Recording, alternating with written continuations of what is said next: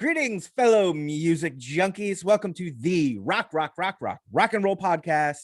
Check out this record. My name is Mark, and with me is your pal and mine, Frankie D. Hey, Mark. Hello, listeners. Thank you for joining us on this rock and roll adventure. Remember, we're available to you on Spotify, Apple Podcast, even Amazon Music, or wherever you find podcasts. We're even on fucking YouTube. Oh man, I said I was gonna curse less. That's right. Whatever. Now, new episodes, they drip to the drop directly to your ears every Friday. And of course, we do all this for your listening pleasure. So what the heck is Check Out This Record? Great question. Thanks for asking. This is the podcast where Frank and I recommend albums to each other to check out and give them a thorough review. We also have a wide variety of musical discussions like our Spotlight series, where we'll dig into a band's catalog, and see what comes out on the other side. We're in our Versus series where we'll pit two albums against each other and we have them duke it out for total stereo domination. Man, see, if you watch that on YouTube, you would have seen Frank's eyes roll to the back of his head when he did that. Oh, it's really spectacular. If you're into stuff like that, or like say social media, be sure to check us out on Instagram or our Facebook group, where we like to drop additional content that'll hopefully leaving you some more Frank's kind of musical goodness and know-how, and whatever memes I can steal from the internet for you. That's right. It's all about farts, folks. And don't forget to pop on over to the world famous Tube of the U and watch us as we make silly faces at each other. And we try to put this show together just for you. If you've got a record you want us to check out, just drop us a comment wherever you found us.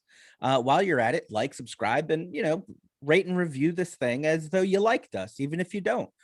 We've got an album. If you've got an album that you want us to check out, please shoot it our way. We'll be happy to tell you if we like it or not. Be prepared for us not to like it, but we're gonna really listen to it, and we're gonna give it a genuine a shot, no matter how terrible we think it may be going into it. So with that, I say this. Hey Frank, how you looking, buddy? Oh man, not only am I styling and profiling, limousine riding, jet flying, kiss stealing, wheeling and dealing son of a gun, but I also look sharp, my friend. And yes, I stole that from Ric Flair. Of course you did, because it's not wrestling without, that doesn't make any sense. Yes, indeed, old Frankie D is always looking sharp, folks, which is a wonderful thing, because we'll be getting all dolled up to check out the 1979 classic Look Sharp by Joe Jackson. That's right. Why don't we start by introducing the band real quick? On drums is David Houghton. Graham Maybe on the bass guitar. He's slapping the bass, as the kids say. Gary Sanford, no relation to Sanford or his son, on the guitar. And of course, David Ian, better known to you as Joe Jackson, on vocals, piano, and even the harmonica. Easy to see that Look Sharp. I said that right. Easy to see that Look Sharp was heavily influenced by reggae music, which in a June 1979 interview, Jackson said that he was, quote, totally immersed in. Quote, a lot of the tracks are first takes and there are no overdubs, though we think now it's a bit thin. We wanted a bit more live band sort of sound. In retrospect, you always feel there's something you can improve on. Next time, excuse me, there's a bug on my screen and it made it look like I put an apostrophe in a word that's not an apostrophe. Anyways, next time round, we'll figure the guitar a bit more. I don't know what. Oh, feature the guitar. Fucking A, dude. I'm not reading today. So we know reggae is a big part of the sound Joe Jackson and his band had, along with that live energy. How would you describe the band to listeners unaware with his work or unwilling to put up with my reading? Yeah, the best way I would describe it to someone is new wave pub rock. However, it doesn't stop there. I mean, this album personifies that first wave of punk energy, but adds in the ska / reggae a la The Clash, and that pub rock that Costello was doing. But Jackson's more than that, though, as even in his future records, he stretches to jazz and straight up pop tunes in future albums and becomes almost like a composer. And real quick, if I may just add something, there is an interview going back around the time of this record stating, because there's comparisons between him and Costello. Mhm. And this is what he said, which is I found pretty interesting, and I forgot to add this in. But he said, when people started comparing me to Elvis, I thought it was fair enough. They got to compare me to someone, but then it continued a bit long, and I really got pissed off. Then I got bored with it, and now I'm getting annoyed with it again. It's just that there's no one else that they can compare me to. It's a very superficial comparison. If you ever met Elvis Costello, you would see we're two totally different people. I find him, this is 1979 now, I find him pretty offensive. Graham Parker, who's another person, Mark, I think we don't know too much about, but we maybe should look at getting into. I Mhm. really like, I think he's genuine. So pretty interesting back history on it. But yeah, Mark, this is 79 in the height, right, of all of this that's going on. Yeah, and to your point, Frank, not only was he like a composer, he was in fact and Yeah, is a composer. Yes. right, right. Um. Anyways, this album took a bit to get out. The band actually started recording it in the autumn of 1977 and Ooh. finished in the spring of 1978. Now, this is where it gets Oh. gets a little funky, Frank. Oh. Uh, a demo made it into the hands of A&R Records, who, get this, signed Joe Jackson, and they ran straight away back into the studio to re-record the album. Holy The smokes. album, yeah, would go on to reach number 40, that's 40, on the UK charts, and number 20, that's 20 here in the US. One heck of Wow. an album debut for sure. So what do you say we jump into this album there, Frankie? Got my bathing suit on, man. Let's do it. Nice. Okay. Track one, One More Time. That's certainly an interesting title for a debut album, right? We get a broken-hearted new wave masterpiece, if you don't mind me saying so. What I love here is that the band really sets the mood for the whole record. We're dancing, we're dealing with heartbreak, and everything feels good for the first time in a long time.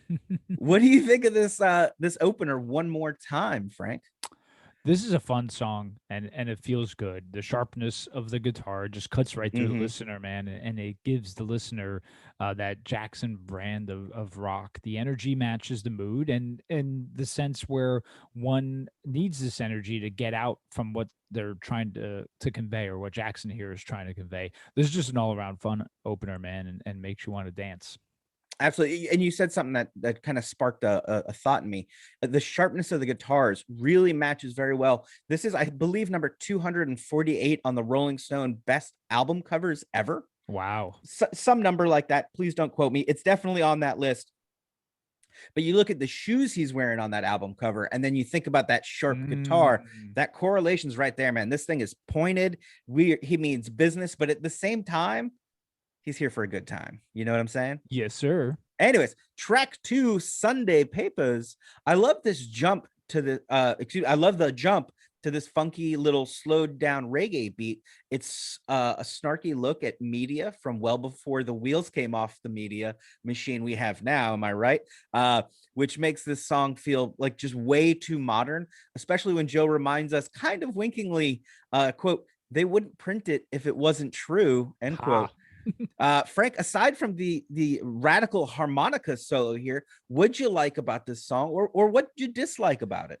Well, I think what I love about it is had this kind of two-tone feel. Even though Jackson doesn't have like an overpowering English accent, you could hear it. But Hmm. this isn't like the specials, also, right? Hmm. But it does feel so modern in the sense where most of what we're hearing, from mainstream is just a bunch of BS. Anyway, I like the strong bass line and the guitar tone. As you mentioned, dislike. I mean, nothing really. I mean, is maybe a little long for a tune, but that's me really kind of like stretching here. But it's a fun number. Very nice, very nice. Track number three. Is she really going out with What? him? Well, yes, Joe, she is. Thank you. Anyways, this one, excuse me, this is one of the band's biggest hits. I told you, dude, reading is impossible. It's still one of the band's biggest hits to this day. I don't know about you, Frank, but I was way more familiar with the Goldfinger cover of this. But I love the original after revisiting the album this week. Frank, what makes this song so damn special? Yeah, so like most, I think this is the first song I've heard from him, although it may have been a song "Stepping Out" as well, which I know was a frequent flyer on the in the radio for the grocery store that I worked at. Anyway, however, Goldfinger did the song justice, and of course, this is a classic. Now, what makes the song classic? I think it's that angry expression when we've seen pretty girls dating guys, where that you may be questioning the choice. But what also makes this special, it's this universal appeal, and no matter what genre of music you like, when you hear this song, you know it and you like it, and more times than not, you don't even know who it's by. Yeah, kind of crazy, right? Kind of at it's wild. Right. I we'll get into that. We will. Track number 4. Or This is what people say when they see Frank and I out in public. Happy loving couples. okay. This track is a lot of fun, if you don't mind me saying so. As Joe discusses his jealousy, really, for people in relationships. It's got that great 70s kind of funk rock new wave sound before synthesizers just canceled new wave altogether. Away from the traditional kind of rock and roll sound. Right, right, right. Synthesizers add a little something different. Anyways, how do you feel about happy loving couples, buddy? Yeah, I love that funky intro, and Jackson does it so well to intrigue you early on with these tracks, and then bam, he hooks you with a super catchy chorus. I mean, that chorus is a songwriter's dream if one could write Mhm. something even close to that. Love the song, hands down, love it. Absolutely. Track number 5, Throw It Away. Throw it The away. band really kicks the tempo into overdrive and really rocks this one out. I'm loving how the piano part turns this classic kind of 50s rock sound just way up. We're nearing the midpoint of Look Sharp, Frank. Are you feeling this one, or are we gonna throw it away? It's a classic 50s feel. Mm. From the way the vocals are delivered and that piano, it almost feels like it's Jerry Lee on steroids. Mm-hmm. So I'm feeling this one. And there's so many elements of rock and roll that I like, all wrapped up into one yummy package of goodness. Nice. Track Yeah. 6, 6. baby, stick around. Hmm. Here we get an awesome retro dance song harkening back to the 50s rock and rolla. The band showing off their early, but I don't even know what that means. Excuse me, showing off that 50s rock and roll sound they played earlier, but with a little kind of hand jive turned in here. Pair this, I say, with a little bit of meatloaf-esque harmonies. I absolutely love this. Are you sticking around for this one? Yeah, more 50s vibe rock, which I adore. What's great is that the foundation, it's still modern for the time, but it doesn't sound outdated at all. And love those harmonies, and that's a good comparison there on the meatloaf-esque harmonies. So yeah, man, pretty good stuff here. Killer, killer. All right, we're up to track 7, Look Sharp. It's the Gotta title look track. sharp. Ah! I love this track personally. It's got some reggae and ska flash with a strong rock backbone that drives the song just right along, baby. Frank, how Oh, am I looking? oh boy, man! Every time this song comes on, I just I want to skank to no end. I love the piercing upstroke guitars, the melodic pre-chorus, and then the pounding chorus. The piano breakdown in the middle eight is awesome too, showing that strong rock backbone that you just spoke about. Mhm. There's a highlight on the album here for me, man, and I absolutely love it. Excellent. Track 8, Fools in Love. Again, things Ooh, people say about Frank and I when they see us in public. Uh, absolutely. yeah.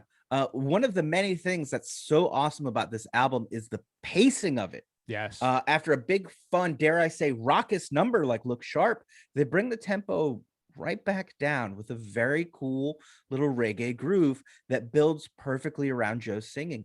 It's definitely one of my favorite tracks. What'd you think, Frank? Yeah, it's one of my favorites as well. This was actually written before he founded the band, I guess the Joe Jackson band. He really wanted something to highlight this new and emerging music. It's a sinister bass line that keeps it going really throughout the song. Mm-hmm. I view this as his watching the detectives. That's my opinion. Ooh, great comparison. Great Ooh, comparison. thank you. So we're back to the next track here, Frank. Track number 9, Do the Insta Mash. Man, The Monster Mash. this song opens up with a rad honky tonk blues riff and the bass drum just pumping, and the vibe is so catchy that you'll be bobbing before you know it. Now, this album got dropped the same year as the debut self-titled B-52's record. See it in our Right. catalog. So it's no Catalog. surprise why it didn't end up on Fred's list of dances that you could do, because there were a number of them. And I know that Fred would have loved the Insta Mash. Now, Yes. Frank, you worked in a grocery store.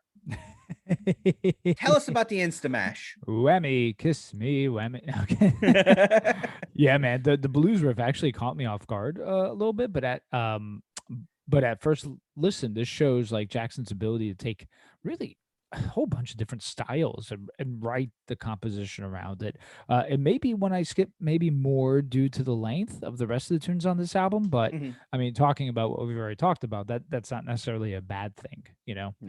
When it's all that supermarket trauma too, right? Oh, of course, of course. Yeah. So we're going to get out of the sad talk and therapy time with Frank, back to track 10 with Pretty Girls. Jackson himself would go on to speak negatively in that same interview I mentioned earlier of this song, Pretty Girls, saying, quote, "It's all about pretty girls walking down the street and, oh, wow, isn't that a turn on? In retrospect, it's kind of a stinker. It's embarrassing, oogling girls. I mean, that's kind of lame.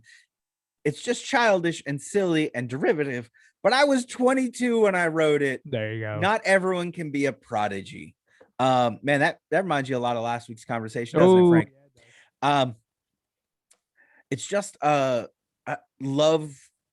just love Pretty Women, like that feeling that you get, that Pretty Woman feel that this kind of has, and I'm stuck to it. He's got a point. I don't disagree with it, but as the artist, it's interesting that he said that. What's the issue, Frankie? Yeah, Mark, I agree that it's like has that Pretty Woman, the song by Orbison, that is feel kind of style to the song. And I can see when you get older looking back and being like, oh, that was just like a filler or a throwaway tune, but it's fun, man. And to me, that's what this album is at the end of the day. Fun. I really can't believe this wasn't a single. Yeah.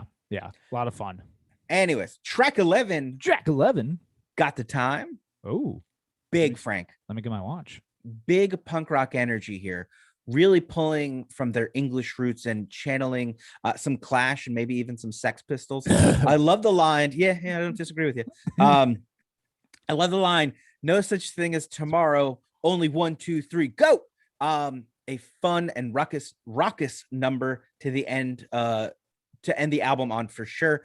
Reading is very difficult. Most of the world can't do this language. I'm doing it pretty good. You are.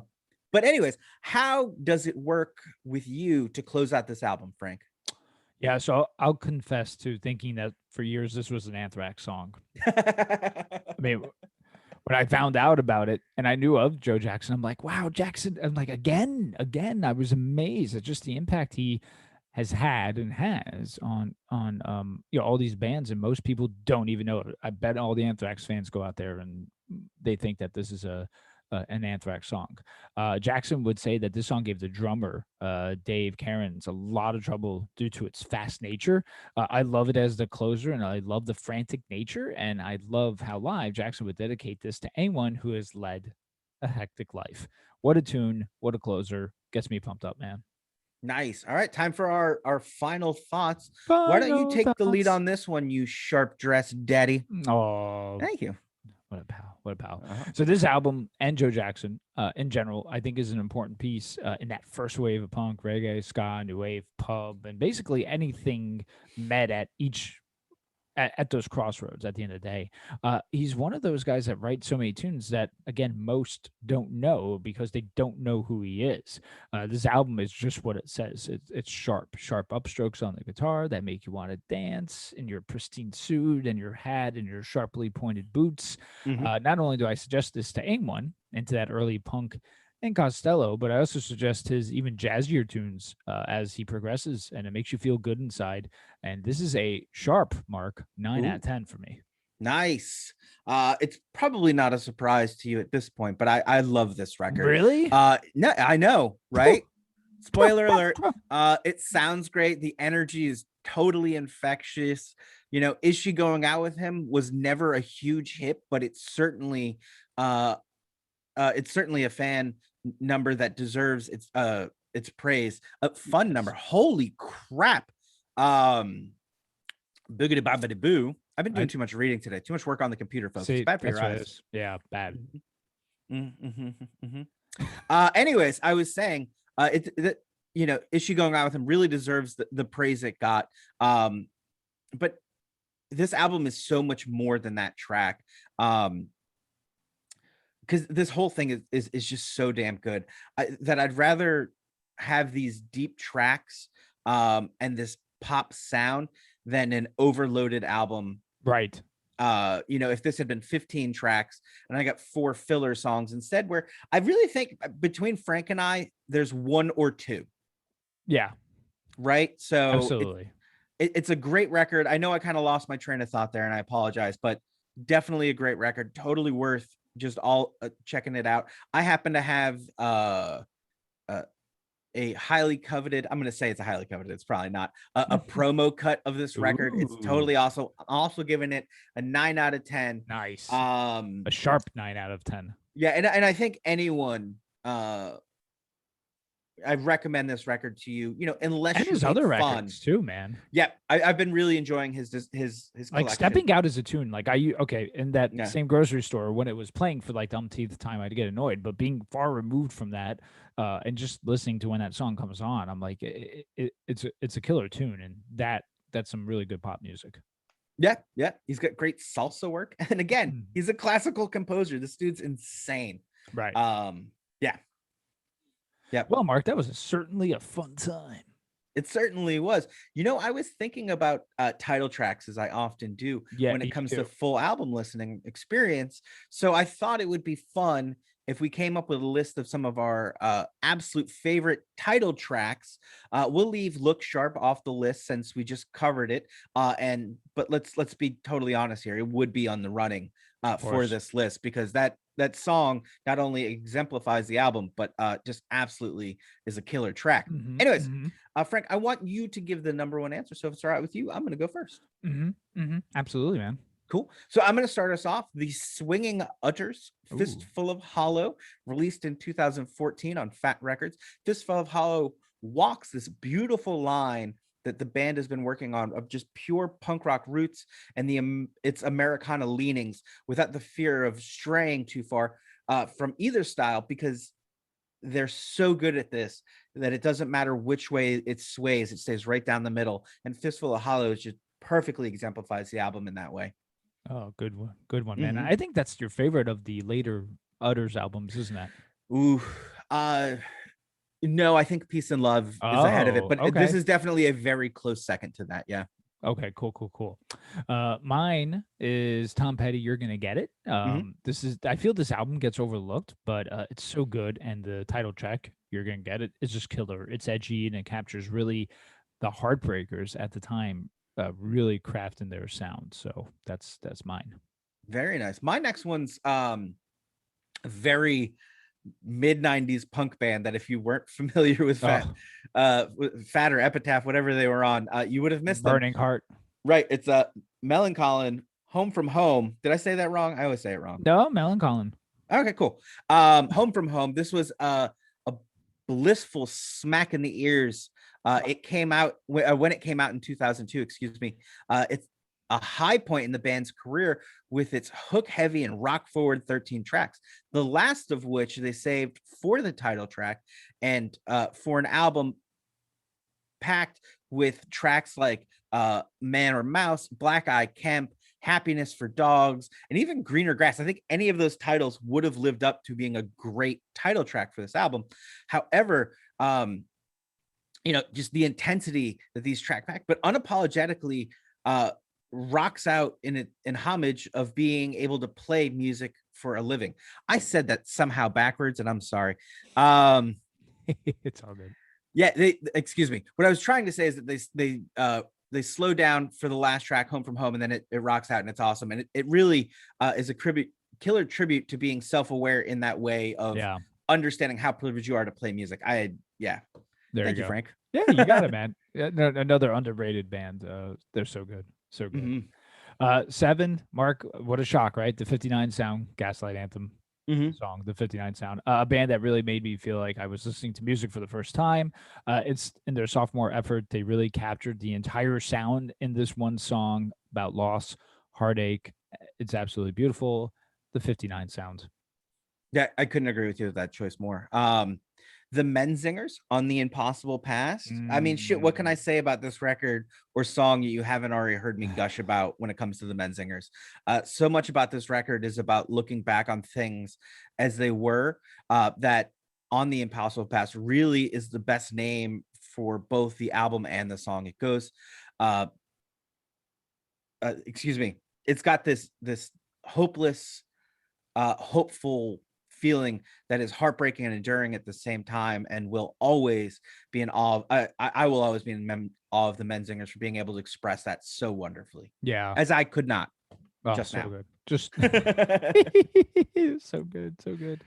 5, another shocker, Mark, but London Calling, The Clash. It's The Clash, and it's London Calling. That's all I need to say. Yeah, well said, Frank. So I'm up to number 4 already. We're up to number 4, Woo! American Psycho by The Misfits. The first album without dancing, and honestly, one of my favorites. I know, same here. It's so crazy. Michael Graves handles the vocals on this record. Now, disagreeing with his politics aside, I really like the energy and excitement he brought to the band with his addition. Plus, it's one of the best sounding Misfits albums to boot. You put anything against it, it just sounds fucking better. God, yeah. And it's no surprise that they made a tongue-in-cheek horror movie record and it worked amazingly. So yeah, I think this is just one of those that hit a lot of hardcore Misfits fans by surprise, because right away you're like, oh, no singer, it's not going to be like Danzig. And I remember getting Resurrection on a tape, and I was like, oh, I really like the song Resurrection. Then I heard Dig Up Her Bones, and then of course American Psycho, and you're like, whoa, wait a minute, this is from the same album? Hate the Living, Love the Dead, my friend. The Shining, right? I mean, so good. It's so good. What's Speak of the Devil? Yeah, it's the perfect Misfits record. Yeah, I'm sorry Danzig's not on it, but fuck you, it's better. Yeah, absolutely. It's an actual record. It's an actual record. That's funny. Number 3. I mean, these are just surprises for Mark all the way, but Rain Dogs by Tom Waits. Yeah, Mark, you know what this record means. I knew that you would put this on here. Absolutely. Yeah, I know. I wasn't sure where it would end up, but yeah, I knew it was coming.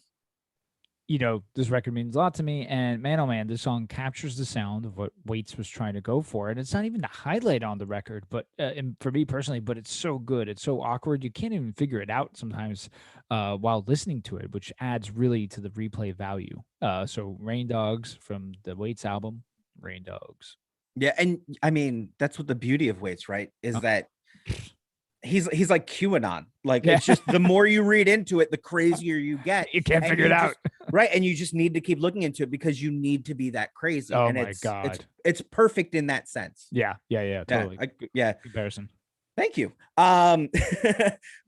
Politics aside, number 2, the Rolling Stones, Some Girl. What a choice. Oof. Yeah, Some Girls, man. Frank and I were chatting about the Stones some time ago, and he mentioned this album. So naturally, you know, like kind of like a tick in the back of my head, I had to scratch it. I went back and it fell just right back in love with this record. So good. If legend is to be believed, then this album and song should probably be the first thing people think of when they think of the Rolling Stones. It's the sex, it's the drugs, it's all that rock and roll. It's all there is in its purest, most beautiful Rolling Stones form. It's so good. And if you think about it too, by this time, this was late 70s again, right? I mean, they could have just made crap from really that point on all the way to where we're at now, 2021, and still be the Stones. But this shows you what a great band they are, because then they put out something that, again, people didn't expect it to be that good, and it's highly regarded out of all those other albums too that the band has as one of their best. I mean, it's unbelievable. Yeah, I couldn't agree with you more. It's unbelievable. And Mark, I'd be an ass if I didn't really put this one on there, but it's Born to What? Run. It's Born to Oh, I can't believe that ended up there. I mean, again, I'd be an ass if I didn't pick this. I know it's overplayed, and yes, the album has potentially better tunes. However, the song, of course, captures the wanting to get out of the environment you're in, which is the constant theme of the album, and it's one of the best rock and roll albums of all time. So I would be a real jerk if I didn't put that as number one. Yeah, and honestly, the album and the song truly capture the essence of Bruce Springsteen. Yeah. In his most, kind of luxurious way. Sure does. Or not luxurious way, his most honest way. Like that is the most pure Bruce we could find. Totally. Hot dang, Frank. Woo. Boy, can we make a list. And without all of those annoying ads, I know, like most lists on the interwebs. I know, we're so awesome. I said interwebs because I'm 12. What are we listening to next week? You're 12. I don't know. I'm trying to have fun, man. Oh, man. I am having fun. I'm not trying. Yes. Well, speaking of 12, I have someone who once 12. They're older now, but they were once 12. And this is the album I'm going to suggest. You son of a bitch. I am because I don't have it on the script. So Mark has no idea what I'm about to say. It could be anything. I mean, it could be I uncovered a secret Greta Van Fleet album, and I'm like, here you go, Mark. Can you see how sweaty my palms are? Just anticipation. I do. Clammy, a little clammy. Yeah, a little clammy. I'm gonna be honest with you, a little clammy. And I gotta have another bowl of chili. I mean, that's actually gonna happen. It's nothing to do with my clammy hands, which tastes so good the day after. It really does. I was like, I know. Gosh darn, I should have made this Saturday. Ain't it? It's a good bowl of chili. It's nice. It is. Message me for the recipe. I'll send it out there. Absolutely. Mark's Chili. Do you have do we have a official name for it, or just Mark's Chili? Oh, for the chili itself? Because I was thinking about calling myself Chubby's world famous second place chili company. And this, it was supposed to be like a barbecue sampler platter. Right. All right, I had a little brisket in there. I had some pork shoulder. I had some sausage.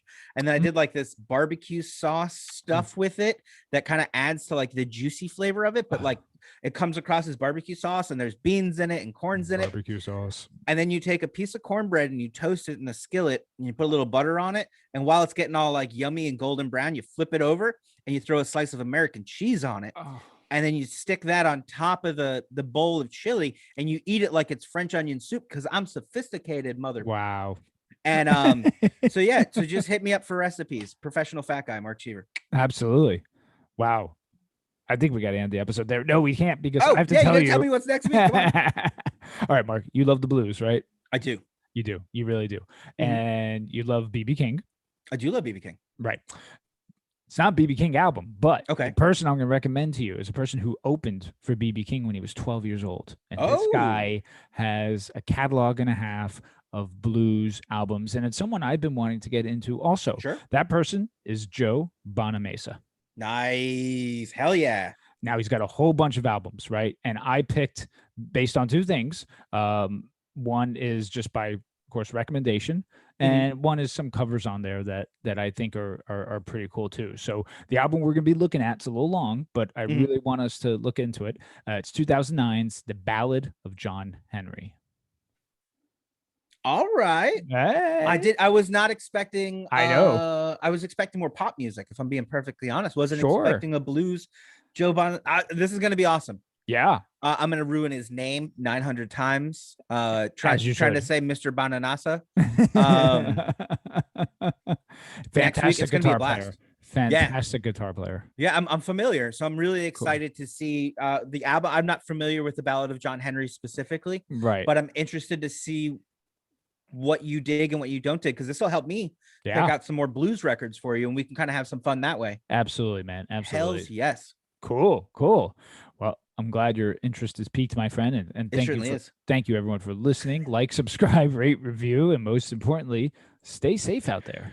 Yeah, please. And now, folks at home, if you'll say it with me, oh my, oh hell yes, oh bye-bye.